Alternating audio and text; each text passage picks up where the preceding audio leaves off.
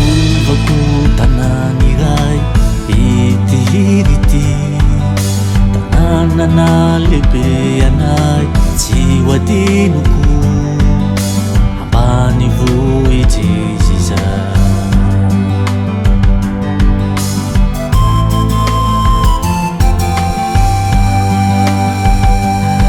Fiompina sy ny fambolena tsy zovin'ilay tanàna,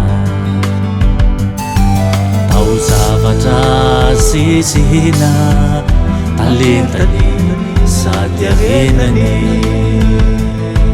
Fiompina sy ny fambolena tsy zovin'ilay tanàna,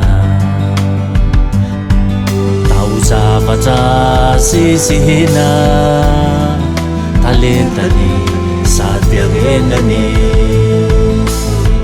Saingendrisy verifana ilay tanàna ankehitriny, ny zavapaty no namidiny, safidy sa tsy fidiny. Asala fa mba tsaroko ny fahiny, tsaroko ny fahiny. Saingendrisy verifana ilay tanàna ankehitriny, ny zavapaty no namidiny, safidy sa tsy fidiny.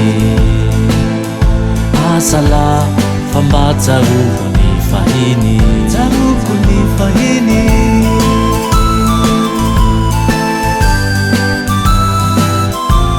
Tsaroko ny fahiny.